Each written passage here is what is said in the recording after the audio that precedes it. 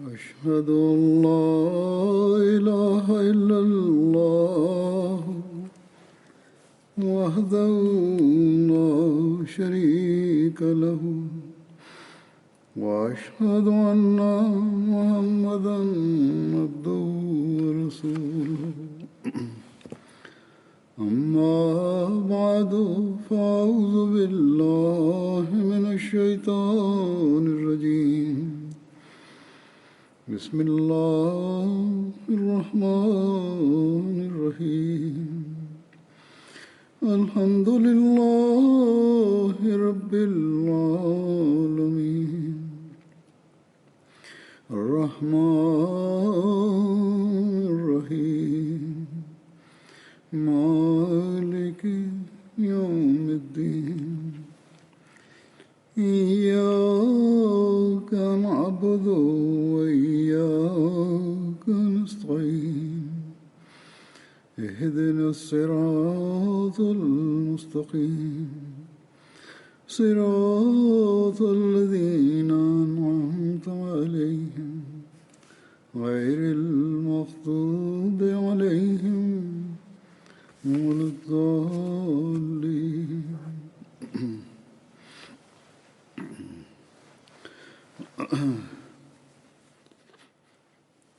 बदरी साहबा के ज़िक्र में से आज जिन साहबी का जिक्र होगा उनका नाम है हज़रत ज़ुबैर बिन Në varg të temës mbi jetën e sahabëve të Bedrit, sot do të flas rreth jetës së Hazret Zubair ibn Awamit radhiyallahu anhu. Baba I tij quhej Awam ibn Khuwailid, ndërsa jama quhej Sofia bint Abdul Muttalib. Dhe ajo ishte halla e të dërguarit të Allahut sallallahu alaihi wasallam. Genealogjia e familjes së Hazret Zubairit radhiyallahu anhu ndërthuret me të dërguarin e Allahut sallallahu alaihi wasallam në brezin e Kusej ibn Kilabit. Hazret Zubairi ishte gjithashtu nipi I Hazret Hatijes radhiyallahu anha, bashortja e të dërguarit të Allahut sallallahu alaihi wasallam.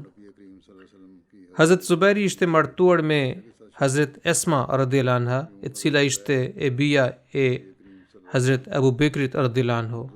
Ndërsa I dërguari I Allahut sallallahu alaihi wasallam ishte martuar me motrën e saj, Hazrat Aisha radhiyallahu anha. Në këtë mënyrë, Hazrat Zubair ibn Awami radhiyallahu anhu ishte bajanak me të dërguarin e Allahut sallallahu alaihi wasallam. Hazrat Zubairi radhiyallahu anhu kishte edhe lidhje të tjera me të dërguarin e Allahut sallallahu alaihi wasallam.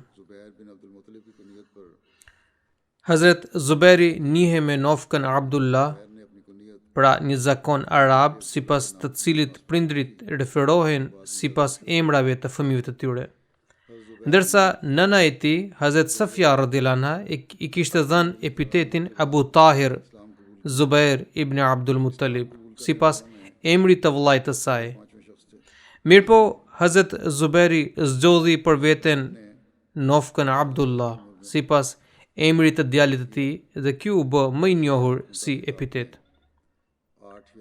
Hazret Zubairi kishte pranuar Islamin pas Hazret Abu Bekrit radhiyallahu anhu dhe ai radhite I katërti ose I pesti që kishte pranuar Islamin. Hazret Zubairi radhiyallahu anhu ishte 12 vjeç kur kishte pranuar Islamin, ndërsa sipas transmetimeve të tjera ai duhet të kishte qenë 8 apo 16 vjeç. Hazret Zubairi radhiyallahu anhu përkiste atyre sahabëve të zgjedhur me fat të cilëve I dërguari I Allahut sallallahu alaihi wasallam u kishte dhënë si hariq për të hyrë në xhenet qysh në këtë jetë toksore. Ai ishte gjithashtu një prej atyre 6 sahabëve të cilët I kishte emëruar Hazret Omeri radhiyallahu anhu para se të ndronte jetë me detyrën e zgjedhjes së kalifit të ardhshëm. Kur Awami, pra I ati Zubairit radhiyallahu anhu ndroi jetë, xhaxhai I tij Nefel ibn Khuwailid mori përsipër kujdestarin e nipit të tij. Kur Safia e ama e Zubairit e qortonte djalin e saj apo e qëllonte atë me dorë, Nefeli e kundërshtonte dhe njëherë I tha: "Kush sillet kështu me fëmijët? Ti e rre atë sikur I mban inat të tij." Safia I recitoi disa vargje në gjuhën arabe dhe tha: "Man qala inni उबग़िदुहु फ़क़द कज़्ज़ब व इन्नमा अज़रिबुहु लिकै यलब व यहज़िमल जैश व यातिया बिस्सलब वला यकुन लिमालिही ख़बउन मख़ब याकुलु फ़िल बैति मिन तमरिन वहब. Pra po gënjue ka ai I cili mendon se unë mbaj natë me Zubairin. Unë sillem rrept me të që ai të bëhet trim, të mposhu shtrinë armike, të përvetësoj plaçkat dhe jo të rri ngujuar në shtëpi, duke ruajtur plaçkat e veta dhe të përlaje të gjitha ushqimet. Pra kjo ishte metoda e saj, pra Hazrat Safiyes radhiyallahu anha, për të edukuar djalin dhe për të ngjallur trimëri dhe guxim. Ne nuk mund të mbështesim këtë duke cilësuar si një metodë të shkëlqyer, si një metodë të dobishme, sepse sipas asaj që konstatojmë në përgjithësi në ditët e sotme, arrim në përfundim që kjo metodë I privon fëmijët nga vetbesimi. Megjithatë, Allah I Madhërisëm e mbrojti Zubairin nga pasojat e kësaj sjellje të rrept, madje dashuria amnore I kundërvihet rreptësisë. Ngjarjet e mëvonshme gjithashtu vuan në dukje trimërinë dhe guximin e Zubairit radhiyallahu anhu. Vetëm Zoti e di se si ishin ngjallur Zubairit këto veti të veçanta të trimërisë dhe të guximit, por e rëndësishme është që rritja e tij në kushte mjaft të rrepta disiplinore nuk I kishin shkaktuar pasojat negative. Nëse dikush tenton të provojë këto metoda për të edukuar fëmijët e tij, do të përballet me ndërhyrjen e menjëhershme të personelit të shërbimit social, të cilët do t'u marrin fëmijët. Prandaj nënat nuk duhet të guxojnë të provojnë këto metoda ndaj fëmijëve të tyre. Kur Hazret Zubairi radhiyallahu anhu kishte pranuar Islamin, xhaxhai I tij e mbërthente në qilim dhe e tymoste vendin nga të gjitha anët dhe kështu e detyronte të largohej nga Islami. Por Zubairi përgjigj gjithmonë trimërisht se nuk do t'i kthehej kurrë gjendjes së mosbesimit. Hazret Kalifi II radhiyallahu anhu ka përshkruar këtë ngjarje me këto fjalë. Ai shkruan: Hazret Zubair ibn Awami ishte një trim I madh, I cili u shfaq si një kryekomandant I pashoq në fitoret e Islamit. Por xhaxhai I tij e dhunonte ashpër duke I shkaktuar vuajtje të rënda. Ai e lidhte Zubairin brenda një qilimi dhe pastaj I bllokonte frymëmarrjen duke mbushur vendin me tymë të dendur. Pastaj e sfidonte duke thënë: akoma nuk heq dorën nga Islami? Por Zubairi duronte çdo dhimbje dhe si përgjigje I thoshte: unë kam zbuluar të vërtetën, prandaj s'mund të mohoj atë.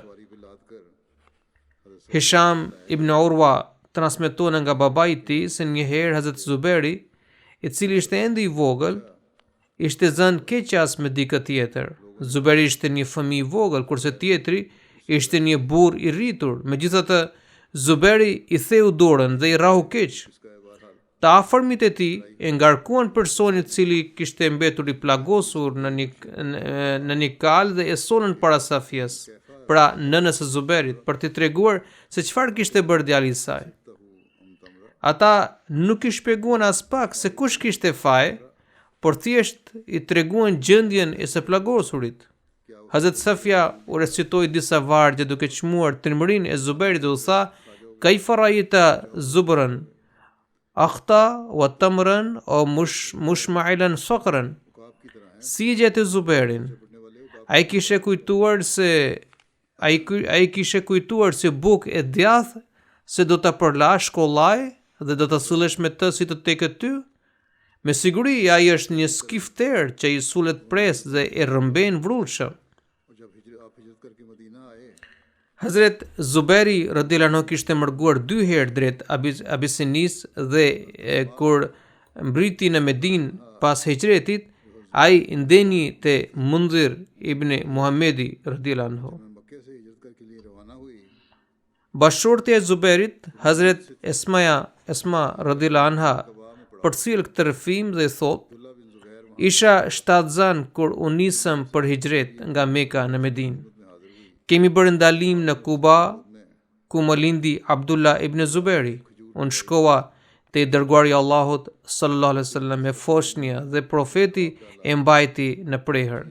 Pastaj ai kërkoi një hurmë të cilën e përtyupi dhe zbuti pak, pastaj futi pështymën e tij në gojën e foshnjës, e cila ishte lëngu i parë që ishte futur në gojën e tij pas lindjes. Pastaj profeti i vuri në gojë hurmën e zbutur dhe u lut që të ishte i bekuar për të. Kjo ishte fëmia i parë që ishte lindur si musliman. Sipas transmetimit të Sahih Muslimit, i dërguari i Allahut sallallahu alaihi wasallam i kishte ngjitur emrin Abdullah këtij djali të Esmas radhiyallahu anha. Kur mbushi moshën 7 apo 8 vjeç, Hazret Zuberi radhiyallahu anhu e porositi këtë djalë të hynte në bejt me të dërguarin e Allahut sallallahu alaihi wasallam. Profeti sallallahu alaihi wasallam u gëzua pa mas kur e pa Abdullahun e vogël duke ardhur drejt tij dhe ai i mori betin. Kur i dërguari i Allahut sallallahu alaihi wasallam lidhi muslimanët e Mekës me njëri tjetrin si vëllezër shpirtëror, ai e lidhi Hazret Zuberin radhiyallahu anhu me Abdullah ibn Masudin. Pas ngjarjes së hijretit, kur i dërguari i Allahut sallallahu alaihi wasallam vendosi lidhje vëllazërore midis muhaxhirëve të Mekës dhe ensarëve Medinas, ai e lidhi Zuberin radhiyallahu anhu me Selma ibn Salamin radhiyallahu anhu. Hazret Zuberi radhiyallahu anhu kishte ngjitur emra djemve të tij sipas emrave të dëshmorëve musliman, duke shpresuar që edhe ata të vdisnin si martir. Abdullahu u quajt si Abdullah ibn Jahesh radhiyallahu anhu, Mundhiri si Mundhir ibn Amru radhiyallahu anhu, Urwa si Urwa ibn Masudi, Hamza si Hamza ibn Abdul Muttalib, Jaferi si Jafir ibn Abu Talib, Mus'abi si Mus'ab ibn Umeri, Ubaida si Ubaida ibn Harith, Haliti si Halit ibn Sa'id dhe Amru si Amru ibn Sa'id. Amru ibn Sa'id kishte rënë dëshmor në luftën e Jermukut dhe nuk dihet saktësisht se ky transmetim është i saktë apo jo.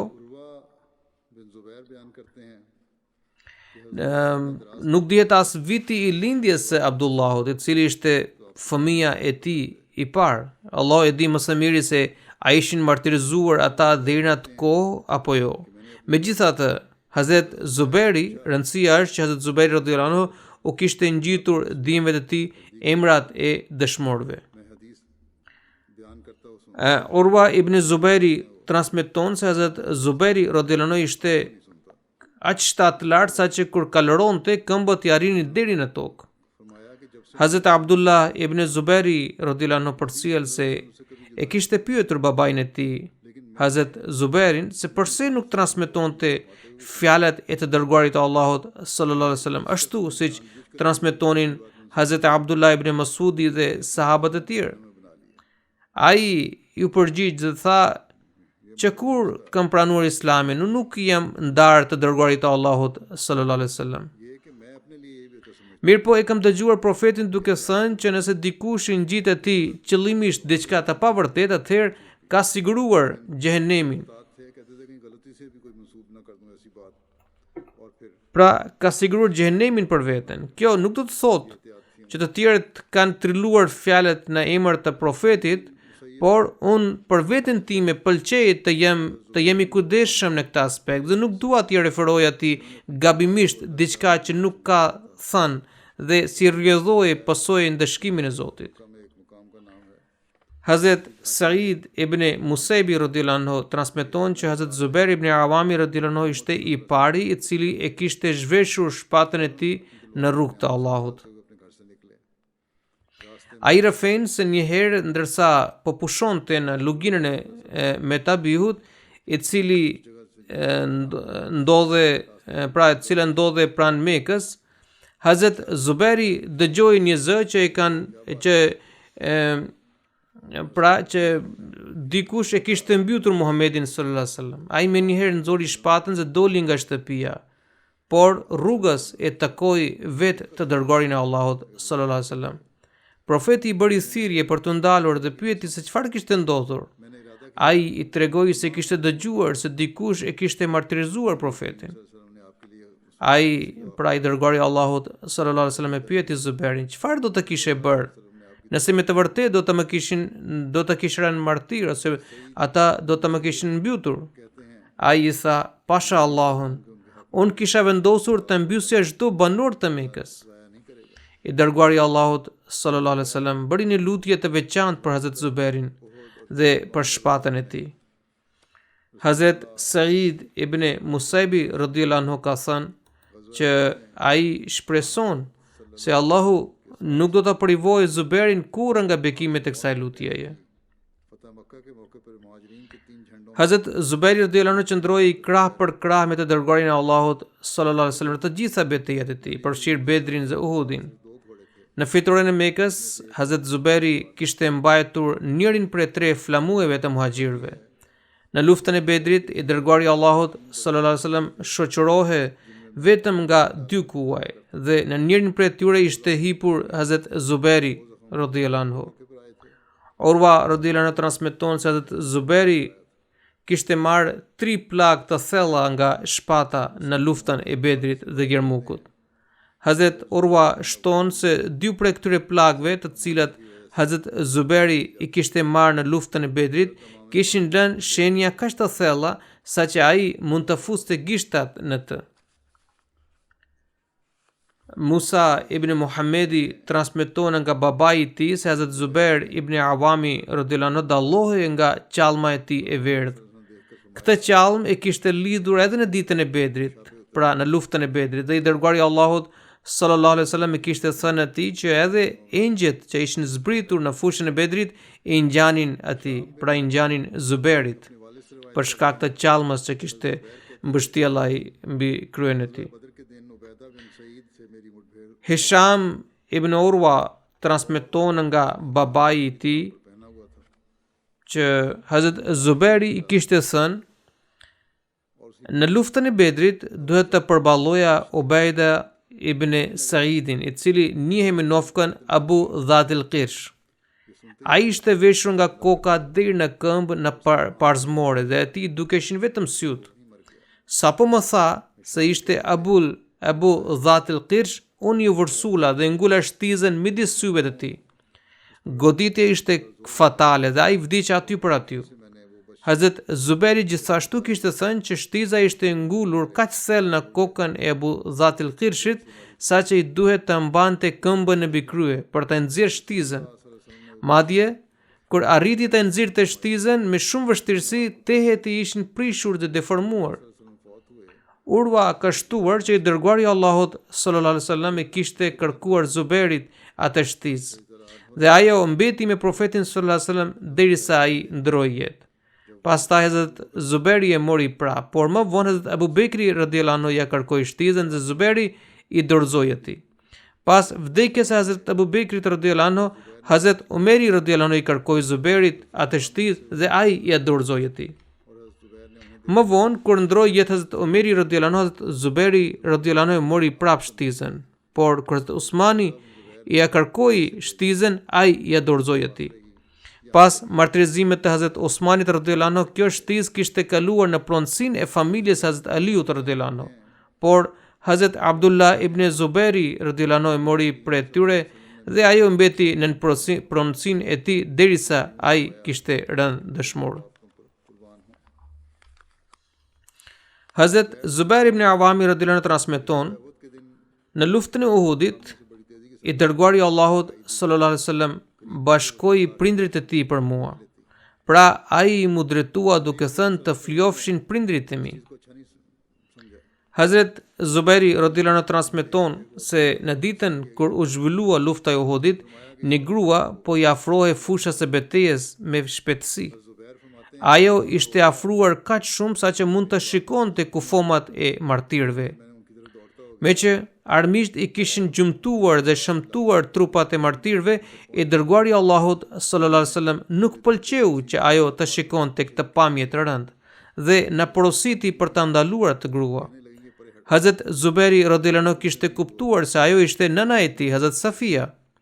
Ai nxitoi drejt saj për të ndaluar atë dhe e gjeti kur ajo akoma nuk kishte arritur të kufomat e martirëve.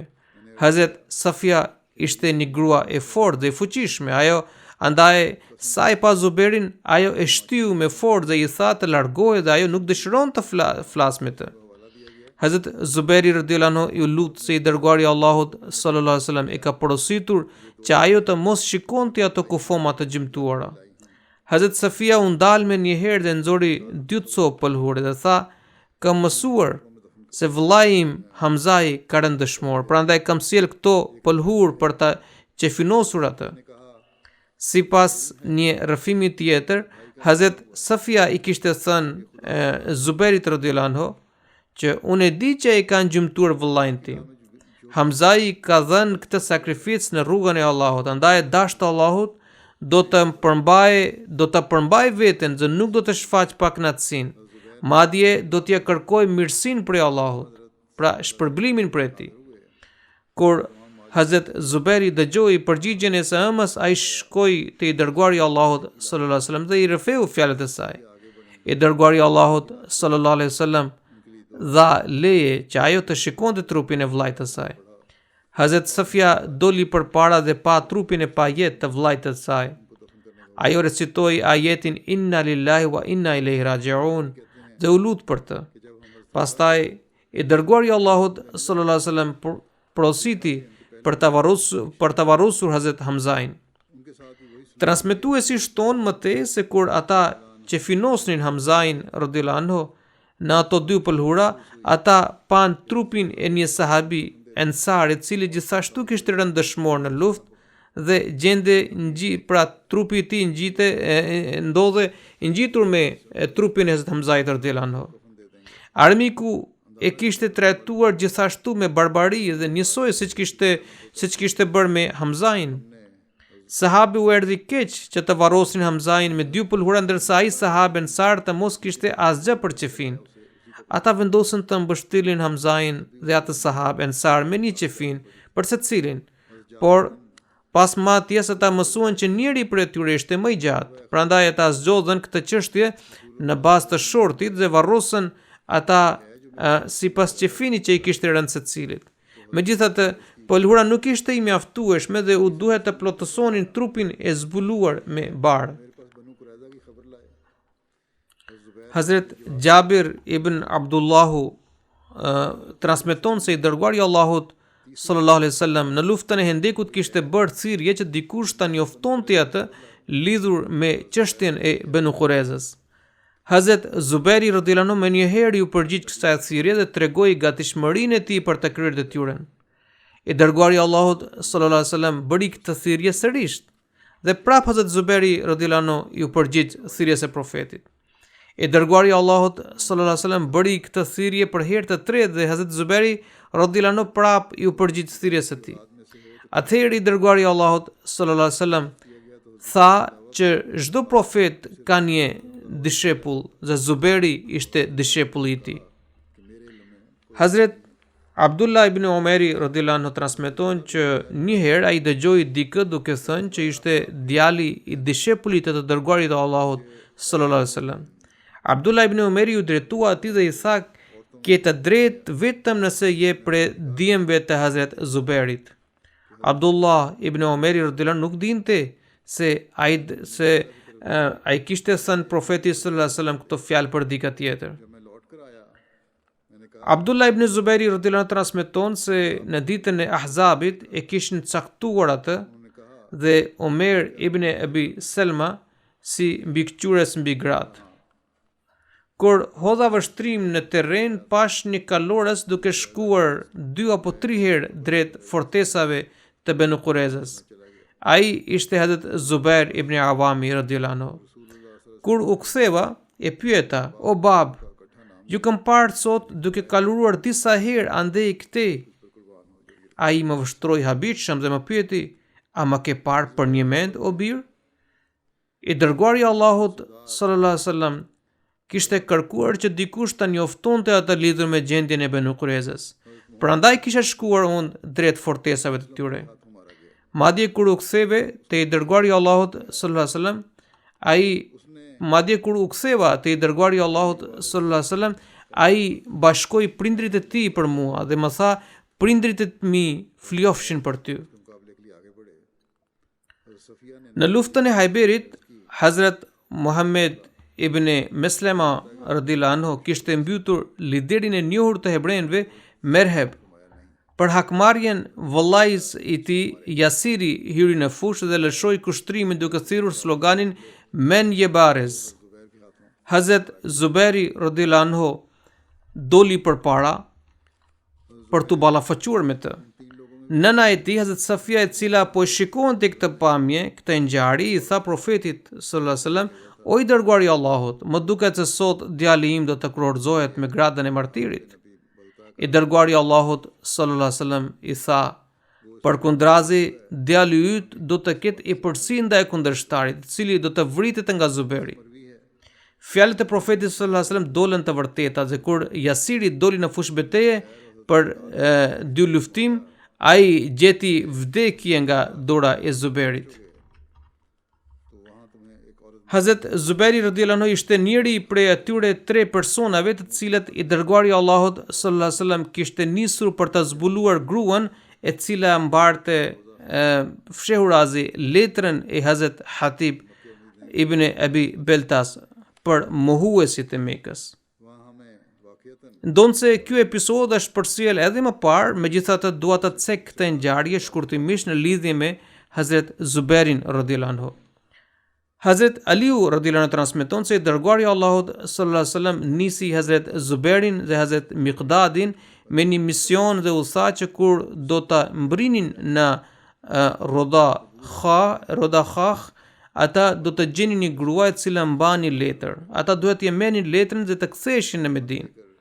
Në këtë mënyrë, ne u nisëm derisa mbritëm në vendin Roda Khah, i cili ndodhej midis Mekës dhe Medinës. Aty në fakt ne gjetëm një grua, ne i tham që të na dorëzonte letrën që kishte fshehur.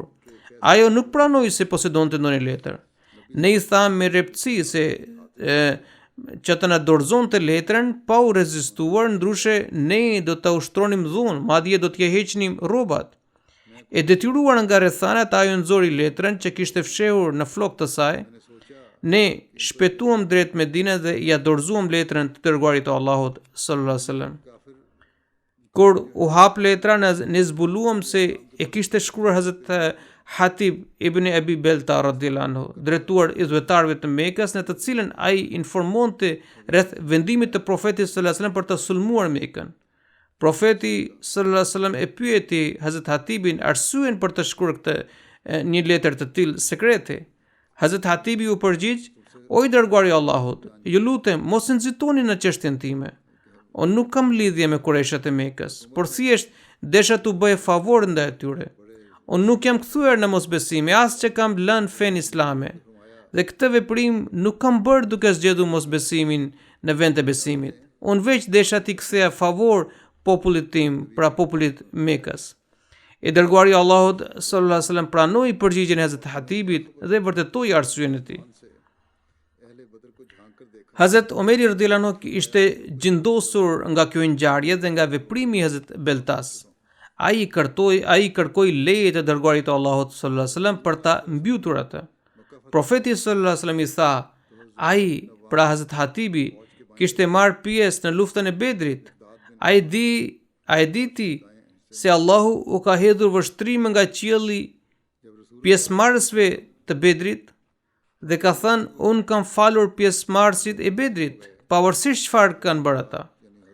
Kur i dërguari i Allahut sallallahu alaihi wasallam u thoqi musliman drejt fitores së Mekës, Hazrat Zubair ibn Awami radhiyallahu anhu po drejtonte ushtarët në krah të majt, kurse Hazrat Miqdad ibn Aswedi radhiyallahu anhu po i drejtonte ata në krah të majt. Kur I dërguari I Allahut sallallahu alaihi wasallam hyri në Mekë, të gjithë banorët e Mekës përjetuan paqe dhe siguri. Hazrat Zuberi dhe Hazrat Miqdadi u paraqiten para kalit të Profetit sallallahu alaihi wasallam, I cili e hoqi zhulin nga fytyra dhe u tha: "Unë kam vendosur 2/3 pjesë për kuajt dhe 1/3 për çdo kalorës. Allahu I paksoft riskun atij që bën zvoglim në vendimin tim." Hazrat Kalifi Dyut radhiyallahu anhu ka rrëfyer një ngjarje interesante të Hazrat Zuberit radhiyallahu anhu. Kur I dërguari I Allahut sallallahu alaihi wasallam goditi idhullin e Hubulit me shkopin e tij që rrëzoi dhe coptoi atë, Hazrat Zuberi radhiyallahu anhu I drejtua Ebu Sufjanit me buzëqeshje dhe tha: "O Ebu Sufjan, ata kujtohet ajo kohë kur muslimanët e raskapitur ishin të kurur në një qoshe të fushës në luftën e Uhudit, kurse ti krenarisht po lëshoje slogan Ulu Hubul, Ulu Hubul, I lartësuar qoftë Hubuli, I lartësuar qoftë Hubuli. Gjoja ai ju kishte dhënë fitore kundër muslimanëve. A nuk sheh se është thërmuar dhe coptuar Hubuli para jush?" Ebu Sufjani e ktheu atij: "O Zuber, mos I përmend këto fjalë tani. Ne po shohim fare qartë që po të ekzistonte sot ndonjë zot tjetër përveç Zotit të Muhamedit, nuk do të kishte ndodhur gjithë kjo. Sot ka vetëm një Zot dhe ai është Zoti I të dërguarit të Allahut sallallahu alaihi wasallam." Në luftën e Hunenit, ushtarët e fisit Hawazin lëshuan një breshëri shëgjetash drejt ushtrisë muslimane, në të cilën merrin pjesë 2000 muslimanë të rinj. Sulmi ishte kaq I befasishëm dhe I papritur saqë muslimanët u zmbrapsën duke lënë të dërguarin e Allahut sallallahu alaihi wasallam të vetmuar në fysh betejë, ndërsa Hazrat Abasi radhiyallahu anhu mbante frenat e kalit të Profetit sallallahu alaihi wasallam. Malik ibn Aufi, komandanti I ushtrisë armike, I cili ndodhej në një lugin, këqurte bashkë me kalorësit e tij lëvizjen e ushtarëve musliman. Kur u shfaqën disa kalorës në horizont, ai pyeti ushtarët e tij se cilët ishin ata. Ata I treguan se ishin disa kalorës të cilët kishin lënë shtizat midis veshëve të kuajve të tyre. Malik ibn Aufi u tha: "Këta duhet të jenë nga fisi I Banu Sulejm dhe nuk na sillen ndonjë dëm." Ata erdhën dhe marshuan drejt luginës tjetër. Pak më vonë u shfaq një grup tjetër kalorësish. Malik ibn Aufi pyeti ushtarët e tij se çfarë po shikonin. Ata I thanë: "Janë disa kalorës që mbajnë hesht në dorë." Maliku u tha: "Këta duhet të jenë nga fiset Aus dhe Khazraj dhe edhe këta nuk përbëjnë ndonjë rrezik." Ata ju afruan luginës, por duke ndjekur gjurmët e Banu Sulejmit, marshuan drejt vendbanimit dhe u larguan. Pak më vonë u shfaq një kalorës I vetëm. Maliku I pyeti këshokët se çfarë po shikonin.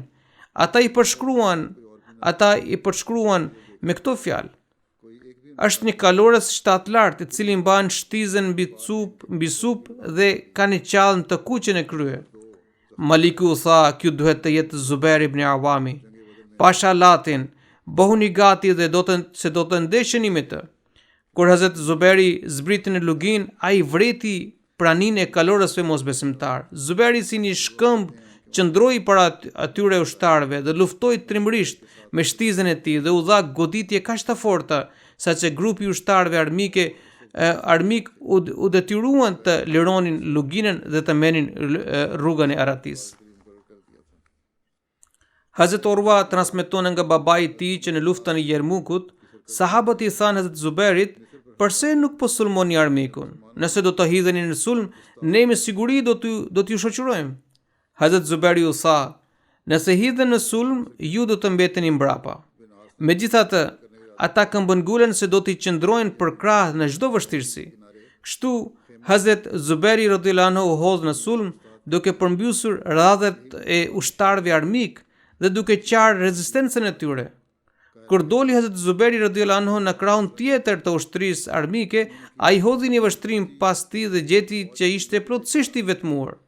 Pra, ishte I vetëm në këtë sulm. Ai u kthye dhe u hodh përsëri në sulm. por mosbesimtarët arritën të kapnin frenat e kalit të tij dhe i shkaktuan i dhan pra i goditën dhe shkaktuan 2 plagë të rënda në supë. Urwa tregon se Zuberi radhiyallahu anhu kishte pasur një plagë të thellë në luftën e Bedrit. Kur ishte i vogël, Urwa luante me Zuberin duke futur gishtat në vrimat e plagëve, pra në shenjat që i kishin mbetur. Urwa gjithashtu tregon se në luftën e Jermukut, Hazret Zuberin e shoqëronte djali i tij Abdullah ibn Zuberi, i cili ishte vetëm 10 vjeç. Hazret Zuberi e mbante djalin në kal dhe kishte caktuar një person që të ruante atë. Pas fitores së Sirisë, muslimanët sulmuan Egjiptin nën komandën e Amru ibn Asit radhiyallahu anhu. Ai vendosi të niste sulmin ushtarak në Aleksandri dhe për këtë qëllim urdhëroi të ngrinin një bazë ushtarake në jug të qytetit afër lumit Nil. Me që muslimanët kishin vendosur çadrat ushtarake në atë vend, atij i mbeti emri Fustat. Më vonë, ky vend u zhvillua si qytet dhe zona moderne e këtij qyteti është Kairo e sotme. Hazret Amru ibn Asi radhiyallahu anhu kishte rrethuar Aleksandrin, por duke parë fortifikimin e kalas dhe numrin e vogël të ushtrisë muslimane, Hazret Amru ibn Asi njoftoi Hazret Omerin radhiyallahu anhu për gjendjen ushtarake dhe i kërkoi shtimin e forcave. Hazret Omeri radhiyallahu anhu nisi 10.000 ushtar musliman në ndërtimin e 4 komandantëve. Ai gjithashtu tha që secili komandant ishte i barabartë me 1.000 ushtar. Hazret Zuberi radhiyallahu anhu ishte njëri prej këtyre 4 oficerëve. Me mbritjen e tij, pra Hazret Zuberi radhiyallahu anhu, me mbritjen e tij në Egjipt, Hazret Amr ibn Asi radhiyallahu anhu ia dorëzoi udhëheqjen ushtarake dhe rrethimin e kalas Hazret Zuberit radhiyallahu anhu. Hazret Zuberi radhiyallahu anhu hipi në një kal dhe lëvizi rrotull kalas për të kontrolluar atë. Pastaj ai rregulloi ushtrinë sipas një plani dhe caktoi trupat ushtarake, toksore dhe kalorësie në vende të ndryshme dhe urdhëroi gjuajtjen e kalas me gur përmes katapultave. Rrethimi i kalas vazhdoi për 7 muaj, por pas një rezultat. Një ditë, Hazret Zuberi u tha ushtarëve, sot u flijohe muslimanëve. Ai zhveshi shpatën, ngriti shkallën dhe ka përseu murin e kalas. Disa ushtarë musliman gjithashtu ju bashkuan liderit të tyre në këtë aksion. Kur mbritën në murin e kalas, ata të gjithë ngritën një slogan të fuqishëm, Nara i Takbir, që u përsërit fuqishëm nga ushtria muslimane, duke kumbuar brohoritje shurdhuese që lëkundi gjithë vendin. Të krishterët që gjendeshin brenda kalas u trullosën nga zhurma e menjëhershme dhe kujtuan se muslimanët kanë hyrë në kala. Ushtarët e tyre të hutuar u arratisën. Pra ata lëshuan frontin e tyre dhe kështu Zuberi hapi portën kryesore dhe kështu ushtria muslimane arriti të fitonte kalan. Imam Buhariu ka përshkruar imtësisht emërimin e anëtarëve të komisionit të kalifatit si dhe zgjedhjen e kalifit të arshëm pas vdekjes së Hazret Zuberit radhiyallahu anhu. Imam Buhari shënon kur Hazret Omeri radhiyallahu anhu ishte në prag të vdekjes, muslimanët i thanë, o prisi besimtarëve, në linje amanet se kush do të jetë kalifi pas jush. Hazret Omeri radhiyallahu anhu tha, unë nuk konsideroj askënd më të denjë për detyrën e kalifit përveç disa personave. I dërguari i Allahut sallallahu alaihi wasallam ishte i kënaqur për tyre kur ai ndroi jetë. Hazret Omeri radhiyallahu anhu përmendi këta emra: Hazret Aliu, Hazret Osmani, Hazret Zuberi, Hazret Talhai, Hazret Saadi dhe Hazret Abdurrahman ibn Aufi. Ai gjithashtu tha që Abdullah ibn Omeri do t'i shoqërojë ata, por nuk do të ketë asnjë të drejtë në zgjedhjen e kalifatit. Pastaj tha, nëse e zgjedhin Saadin si kalif, ai do të mbajë këtë detyrë. Përndryshe, kushto që zgjedhet kalif duhet të konsultojë me Saadin.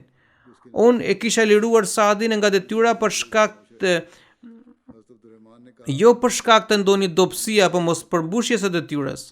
Unë i lë një amanet kalifit e arshëm që të njohë të drejtat e muhajgjirëve dhe të kujdeset për nderin e tyre. Unë gjithashtu i lë amanet që të sillet me dëmshuri dhe mirësi ndaj ansarëve, të cilët kishin hapur shtëpitë e tyre për vëllezërit e tyre muhajgjir. Çdo kush që kontribon me vepra të mira për muhajgjirëve duhet vlerësuar, ndërsa ai që shfaq dobësi duhet shmangur. Unë i lë amanet që kalifi i arshëm të kujdeset për çdo qytetar, sepse ai është në mbrojtjen e Islamit, sepse ai kontribon me paratë e tij dhe kundërshtari plaset nga smira duke parë shembullin e tyre. Ata që mbledhin zekatin duhet të llogarisin atë mbi pasurinë e tepruar të muslimanëve që nuk qarkullon dhe është lënë anash. Zekati duhet të grumbullohet me pëlqimin e besimtarëve dhe paratë e tij duhet të jepen shtresës së ulët dhe nevojtare të shoqërisë. Unë gjithashtu i bëj porosi që të sillet mirë, pra kalifi i arshëm të sillet mirë me arabat beduin, sepse ata përbëjnë boshtin kryesor të kulturës arabe dhe lëndën e parë të Islamit. Unë lë kalifin e arshëm në nëmbrojtjen e Allahut dhe në nëmbrojtjen e betimit me të dërguarin e Allahut. Ai duhet të përmbush zotimet ndaj atyre të cilëve u ka dhënë premtim, t'i mbrojë ata dhe t'i kërkojë zekatin sipas mundësive të tyre. Kur Hazret Omeri radhiyallahu anhu ndroi jetë dhe përfundoi gjenazja dhe varrimi i tij, u mblodhen ata 6 persona të cilët i kishte emëruar ai. Hazret Abdurrahman ibn Aufi tha i pari, 3 nga ne t'u japin të drejtën 3 të tjerëve. Hazret Zuberi tha, unë i jap të drejtën time Hazret Aliut. Hazret Talha i tha, unë po i jap të drejtën time Hazret Osmanit. Hazret Saadi tha, unë po i jap të drejtën time Hazret Abdurrahman ibn Aufit. Hazret Abdurrahman ibn Aufi radhiyallahu anhu u tha Hazret Aliut dhe Hazret Osmanit, ne do t'i besojmë çështjen e kalifatit atij i cili tërhiqet nga e drejta e tij për ju të dyve, dhe Allahu dhe Islami do të jenë mbrojtës dhe udhërues për ta. Allahu do të zgjedhë vetëm ata i cili është më i denjë dhe më i përshtatshëm për këtë detyrë. Por asnjëri prej tyre nuk ju përgjigj dhe ata zgjodhen të rrinë heshtur. Atëherë Hazret Abdurrahman ibn Aufi u tha, a jeni dakord për ta më besuar këtë çështje? Allahu qoftë mbikëqyrësi im, unë nuk do të lë asnjë mangësi për të zgjedhur më të mirin prej ju të dyve. Ata të dy u pajtuan me propozimin e tij. Pastaj Hazret Abdurrahman ibn Aufi radhiyallahu anhu shtrëngoi dorën e njërit prej tyre dhe i tha, ju keni lidhje gjaku me të dërguarin e Allahut sallallahu alaihi wasallam dhe gëzonin një pozitë të lavdishme në Islam. Qoftë Allahu mbrojtësi juaj. A do të veproni me drejtësi nëse ju emëroi kryetarin? A do t'i bindeni dhe do t'i zbatoni porositë e Osmanit nëse emëroi kryetar? Pastaj Hazrat Abdurrahman ibn Aufi radhiyallahu anhu e shoqëroi tjetrin në një anë dhe i tha, po ato fjalë që i kishte thënë për personin të parë. Kur mori zotimin për të dyve, Abdurrahman ibn Aufi radhiyallahu anhu i tha Hazrat Osmanit radhiyallahu anhu, ju lutem, ngrini dorën dhe lidhni betimin me të. Pastaj Hazrat Aliu gjithashtu hyri në beslidhje me të. Pastaj erdhën antarët e shtëpisë dhe ata gjithashtu lidhen betim me Hazrat Osmanin radhiyallahu anhu. Ngjarjet lidhur me jetën e Hazrat Zuberit radhiyallahu anhu vijojnë edhe në hutben e ardhshme, inshallah. Tani kam disa gjenaze për të udhëhequr dhe dua të rrëfej rreth këtyre të ndjerëve. Personi i parë i ndjeri Miraj Ahmad Sahib, martir, shahid, djali i Mahmud ibn Ahmad Sahib nga Dogri Garten, Peshawar. Kundërshtarët e xhamatit e kanë martirizuar duke qelluar me automatik përpara farmacisë së tij. Ai kishte përfunduar punën e dyqanit dhe ai ishte gati për të nisur për në shtëpi kur disa persona të panjohur qelluan drejt tij dhe u larguan nga vendi ngjarje. Pra ai ndjeri kishte marrë 4 plumba dhe kishte ndruar jetë në vend. Ai ishte 61 vjeçar në momentin e martirizimit. Djali i tij Yasir Ahmed ishte larguar vetëm disa minuta përpara drejt shtëpisë dhe ai ishte njoftuar për këtë ngjarje nga telefoni i babait të ndjer. familja e tij e të ndjerit kishte hyrë në Xhamatin Musliman Ahmedia përmes gjyshit të tij Ahmed Gul dhe vëllait të tij Sahib Gul në vitin 1912. Edhe punëtorët që punonin në farmacinë e tij kishin refuzuar të punonin për shkak të kundërshtimit fetar, edhe kjo propagandë urrëtie ishte arritur kulmin e saj në media sociale dhe kundërshtarët kishin njoftuar që ata do të ndërmerrnin një fushat të tillë edhe pas përfundimit të Bajramit, pas festës së Bajramit, pra kundër ahmedianëve, dhe kishin vënë në shënjestër lagjen e të ndjerit aty ku jetonte. I ndjeri ishte shquhe për cilësitë e tij dhe kishte organizonte namazin me xhamat në shtëpinë e tij, kishte një lidhje dashurie me kalifatin, dëgjonte me rregullisht hutbet e mia në MTA dhe ishte njëri mikpritës, ndihmonte të varfërit dhe jepte ilaçe falas nevojtarve dhe kishte lidhje të ngushta me çdo antar të familjes. Ai gjithashtu ishte i zellshëm për të përcjellë mesazhin e xhamatit dhe jepte edhe kontribute në xhamat, dhe kur vinte dikush nga xhamati për të kërkuar kontribute, ai nxirrte gjithçka që kishte në xhep. Ai kishte shkuar në Australi dhe unë jam takuar me të gjatë turneut tim, por për shkak të dashurisë ndaj Allahut ai ishte kthyer në Pakistan dhe bashkë me djalin e tij në 2014 edhe donte të shërbente popullit të tij. Ahmedianët janë të gatshëm për të dhënë çdo lloj sakrifice për hir të Allahut, ndërsa këta të ashtu quajtur mbrojtësit e fesë islame bëjnë shpifje kundër ahmedianëve. Pra këto ditë flakët e kundërshtimit janë ashpërsuar përsëri në Pakistan. Deputetët e parlamentit po nxisin popullin kundër xhamatit duke bërë shpifje të ulta, duke treguar ngjarje që nuk kanë asnjë lidhje me realitetin dhe as me xhamatin musliman Ahmedia. Gjithë kjo propagandë që po drejtohet nga kundërshtarët nuk ka asnjë lidhje me antarët e xhamatit. Po ashtu edhe për të fituar një famë, disa persona të ulët po bëjnë video shpifse kundër xhamatit në YouTube, edhe kujtojnë sikur po bëjnë diçka për sevap, ndërsa nuk janë të drejtë në niyetin e tyre dhe po bëjnë vetëm për të fituar famën. Allahu u aktheft sherrin këtyre shergjive dhe veçanërisht antarët e xhamatit që jetojnë në Pakistan duhet të bëjnë shumë lutje këtë ditë. Për shembull, Rabbi kulli shay'in khadimuka Rabbi fahfadhni wansurni warhamni. O Zotim, çdo gjë është shërbëtorja jote, prandaj më mbro. O Zotim, më ndihmo dhe më mëshiro. Allahumma inna naj'aluka fi nuhurihim wa na'udhu bika min shururihim. O Allah, ty të vëm përballë gjithë asaj që ata kanë në krahërorat e tyre dhe ty të kërkojmë mbrojtje nga sherrët e tyre. Po ashtu duhet të bëni shumë salavate. Allahu e ruaj dhe mbrojt çdo musliman ahmedian nga sherri i këtyre shergjive.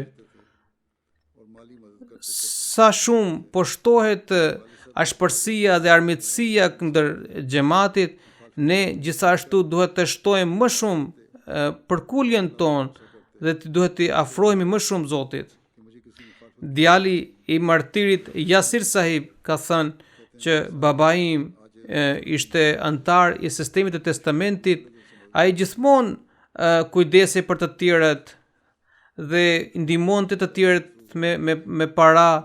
Ishte trim, ishte njëri i guximshëm dhe pavarësisht nga kundërshtimi, ai nuk kishte frikë nga kundërshtarët, nga pasojat dhe nga rreziqet që i kanosishin. Ai gjithmonë i mbështete Zotit dhe gjithmonë thoshte që nuk i kushtoj shumë vëmendje dhe nuk i friksohem kundërshtimit, sepse Zoti është me mua. Ai ishte shumë i thjeshtë dhe njëri bujar, gjithmonë ndihmonte të tjerët me zemërgjerësi. Ishte njëri i druajtur, gjithmonë ishte angazhuar në përmendjen dhe në kujtimin e Zotit. Kishte një lidhje të gjallë me Zotin dhe ai gjithmonë i mbështeti atij. Kujdese për namazet, sidomos për namazin e natës, dhe ditën, natën, mëngjes dhe në mbrëmje recitonte Kur'anin dhe u thoshte dhe këshillonte edhe fëmijët e tij për të recituar Kur'anin. Kishte bërë etikaf si vjet dhe kishte thënë që në një ëndër kishte parë përfundimin e keq të shergjinëve, të hipokritëve dhe të kundërshtarëve të xhamatit. Dhe kishte thoshte me vetbesim që Zoti ka ruajtur shpërblimin për ne. Amiri i Australisë gjithashtu ka thënë që gjatë kohës që jetonte në Australi, po ashtu edhe anëtarët e tjerë të Australisë gjithashtu kanë shkruar që ishte një anëtar i zellshëm, një anëtar i aktiv dhe i shoqërueshëm, mikpritës dhe i përulur. Pra ishte një anëtar trim dhe ndonë se kur nuk fliste shumë, ishte kursente fjalët, por kishte një gjuhë, ishte i butë në gjuhë. Dhe kur anëtarët e tjerë, shokët e dashamirësit e tjerë e ndaluan për të kthyer në Pakistan, ai tha që unë nuk ka vdekje më të mirë se të vdesësh duke për hir të Zotit, në rrugë të Zotit. Gjenaze e duti përket Adib Ahmed Nasirit, misionarit të xhamatit Ahmedia, djali i Muhammad Nasir Ahmed Dogar nga Edipur, Narowal, Pakistan. I ndjeri ka ndruar jetë më 9 gusht në moshën 27 vjeçare pas një sëmundje të shkurtër.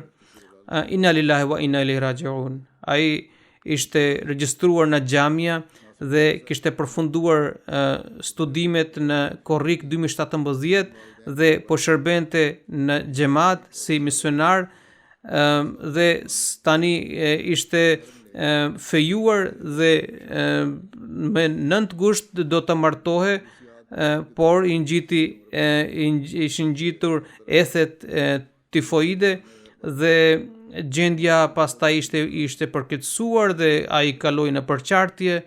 Dhe megjithatë ai nuk kushtoi shumë vëmendje dhe vazhdoi të punonte, vazhdoi të udhëtonte, megjithatë pas një sëmundje të shkurtër që zgjati 2 apo 3 ditë, ai ndroi jetë. Babai i tij ka thënë që djali im kishte dedikuar jetë dhe ai ishte krenari për ne dhe ishte i delir, ishte i virtyutshëm dhe fisnik. Ai ruante namazet, ishte kujdesshëm dhe i rregullt në namazet e tij, ishte i butë, i buzëqeshur dhe gjithashtu këtë gjë i kanë thënë edhe shokët e tij, kolegët e tij misionar, që ishte njëri shumë i dashur dhe aty ku shërbente kishte kursuar paratë nga rroga e tij mujore dhe edhe pse ajo është shumë e vogël dhe kështu kishte kontribuar 30.000 rupi për ndërtimin e xhamisë në atë fshat. Nana e tij ka shkruar, ka thënë që Adib, dita më e bukur ishte kur lindi Adib Ahmedi dhe ai ishte lindur pas 4 vajzave dhe ishte dhuratë prej Zotit dhe ne kishim kënaqësi që të shërbente xhamatit duke qenë thirrës, duke qenë imam, duke qenë misionar për xhamat.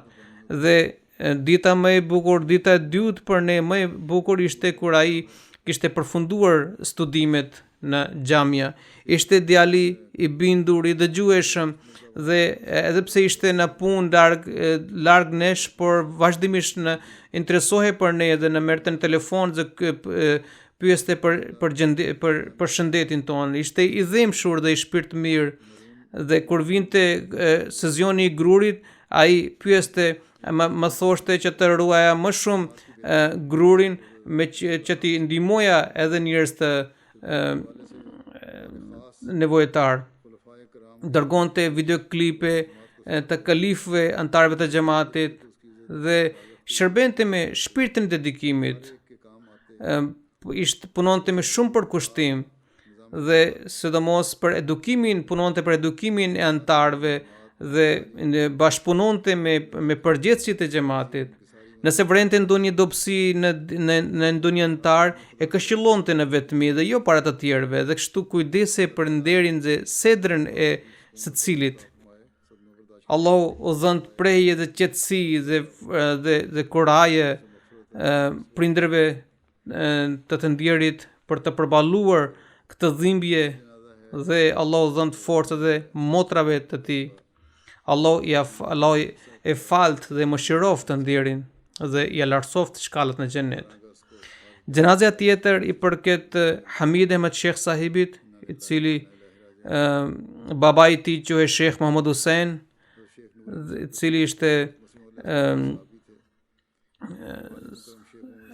cili ka ndruar jetë më 12 gusht si rezultat i arresti kardiak në moshën 85 vjeçare.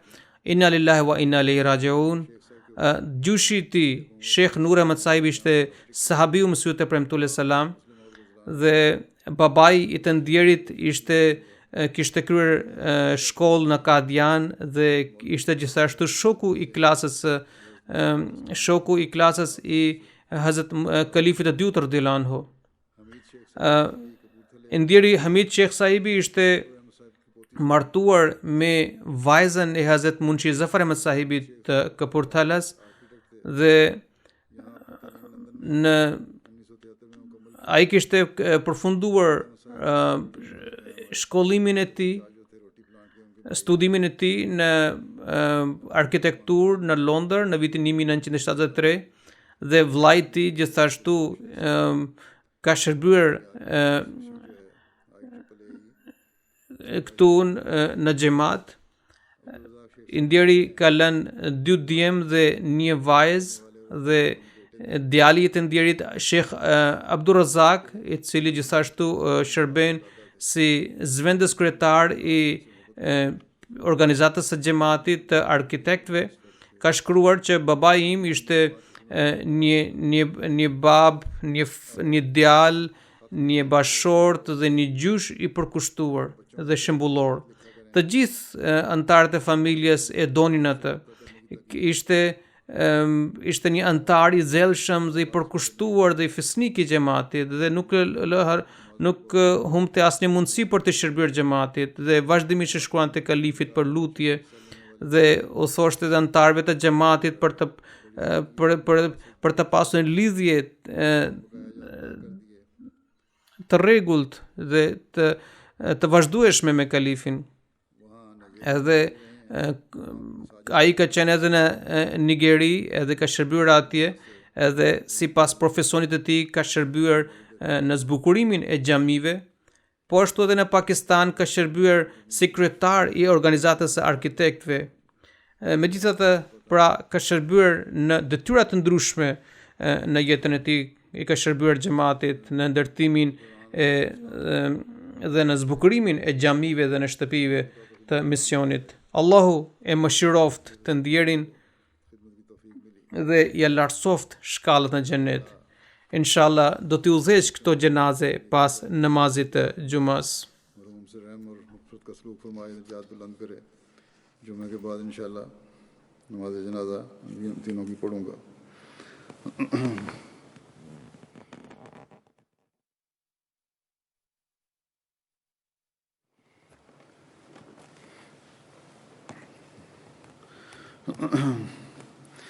अल्हम्दुलिल्लाह नहमदुहु व नस्तईनुहु व नस्तगफिरुहु व नुमिनु बिही व नतवक्कलु अलैहि व नऊज़ु बिल्लाहि मिन शुरूरि अनफुसिना व मिन सय्यिआति अअमालिना ومن يهده الله فلا مضل له من يهده الله فلا مضل له ومن يضلله فلا هادي له ونشهد أن لا إله إلا الله ونشهد أن محمدا عبده ورسوله عباد الله رحمكم الله إن الله يأمر بالعدل والإحسان وإيتاء ذي القربى وينهى عن الفحشاء والمنكر والبغي يعظكم لعلكم تذكرون اذكروا الله يذكركم وادعوه يستجب لكم